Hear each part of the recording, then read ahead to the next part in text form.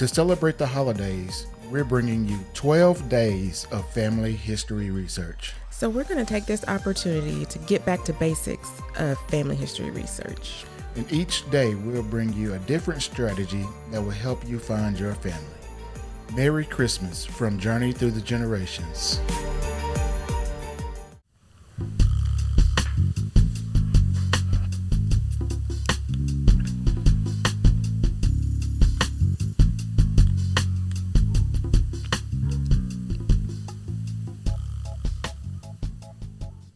Hey everybody, welcome to Journey Through the Generations, and we are on day 11, almost to the end on the 12 days of family research series. I'm so glad we decided to do this because even though we're sharing content with you,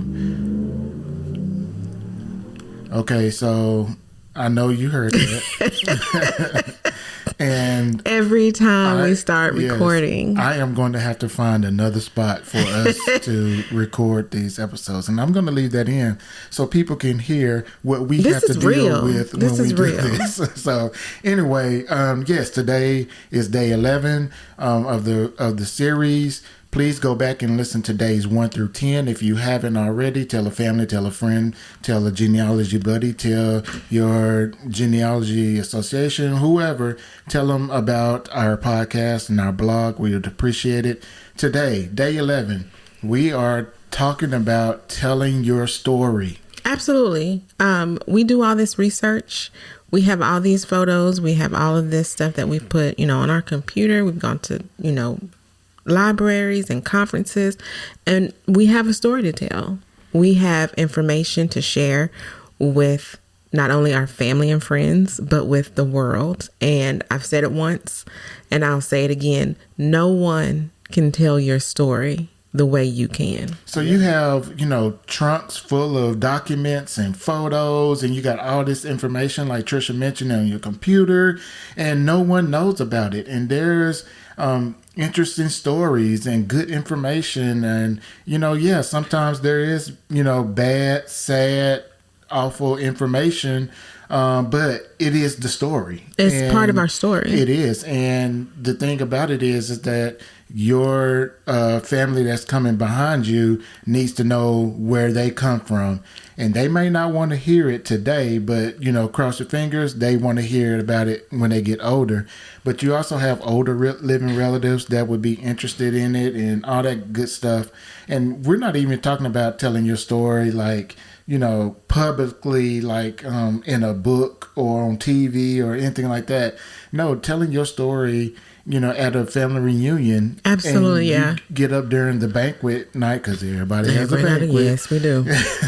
During the banquet night, and tell a story about what you have found since the last family reunion. I think that's a great idea. It is. And, when I first started this and I wanted to write a book about my own story, the first thing that, I thought about was roots.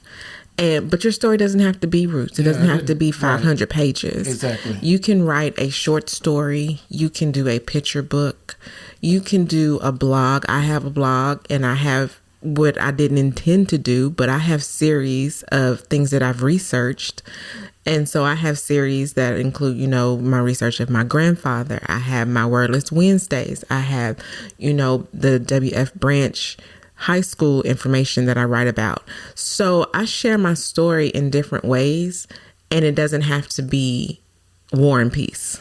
And I don't tell my story that way. I tell my story through talking to my son, telling him what I found, telling my parents what I have found, and sometimes saying it on a podcast about my story. And so, it doesn't have to be some big, production. No, it doesn't. You're doing a lot of work. You're finding out a lot of good information about your family, where you're from, and all this good information. And it needs to be shared with the people you want to share it with. Like I said, it doesn't have to be the world. It can be your family. Right, because I've shared the story of my 3 times great-grandfather anywhere and everywhere that I can that people will listen, which also includes my local genealogy society. I've talked about him, of course, on this podcast and on my blog, but I've shared it at genealogy conferences. When people ask me about, the general question, where are you from? What is your most, unique find? Things like that. Just sharing your story not only helps you, but it can inspire other people. And can I say that Trisha actually told her story in a local genealogy society magazine and in a contest, and she won the contest. And she won a 1-year membership to that society and a ancestry DNA test, I think, or something like that. It was ancestry membership. Yeah, membership for 2 years. For 2 years? Mm-hmm. Oh, that's good. She won that. So everybody, give Trisha a hand clap. Yeah. Thank you. So yeah, telling the story doesn't always have to be like that, right? You can. Yeah, you can. It's totally fine, but yeah, I mean, it got Trisha printed into their quarterly newsletter, book magazine thing that they do. And this is not even the county that her family is in. But it's preserved. It's an organization that she's a part of. And so that story being published in their newsletter preserves my story in a different location. So, 10, 15 years from now, somebody's in the library going through their publications, they'll read about my 3 times great-grandfather, Reverend Robert Hatchett, and how our family ended up in Arkansas. And that is an important story, not only because it's mine, but because it's an American story. Yes. And so there's a lot of different ways you can tell your story. So you can do it on a blog, right? Right. What other way? You can write short stories, which is kind of like a blog, but you can, link them together, and you can have a small book of just short stories of your family, of your research. It doesn't necessarily have to be about your family. You could do a book or a blog about how you actually do your research. Then, like I mentioned, family reunions, tell the crew that's planning everything that you want, 10 minutes of time to talk about what you have found, and print a copy of your family tree and take it with you and display it so people can look at it. You also have family newsletters. That's a good idea for people to do. Family newsletters is good. Yeah, you can do a quarterly newsletter, every 6 months, or you can do one around the holidays this time of year, and just keep people up to date about the things that you have found in your research.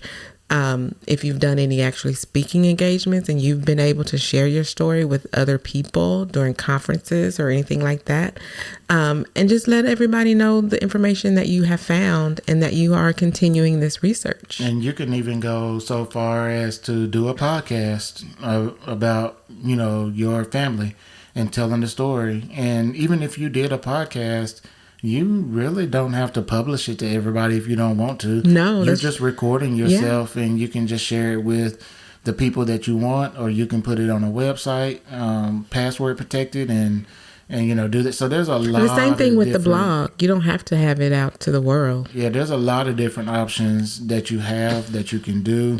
The most important thing is to, write it down, tell it to someone, some group, somewhere, and let them know your story. It's important. It's a part of you. It's a part of the community, and it is there for people coming behind you. Yes. And I know people always say, I don't have a story, I'm not exciting. You got a story. My life, I go to work, I come home, I don't do anything. Believe me, we all have a story, and we are all exciting in our own way. You may not have been the first, Tuskegee Airmen, but whatever it is that you did is important because you did it, and then your family needs to know it. Yes, for sure. So a lot of good information for you to tell your story. I actually started a podcast. I've mentioned it before here, called Black Genealogy Corner. I call it The Corner, and it's intended to tell stories of people and their families, exactly what we're talking about today. If you have a story that, you would want to tell on a podcast, hey, give me a shout.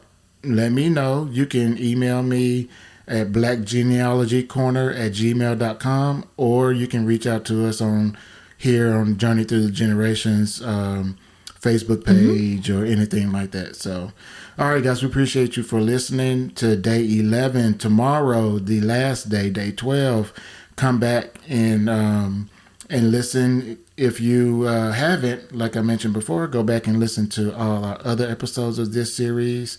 And we'll just see you guys tomorrow. Thanks, guys. All right, y'all take care.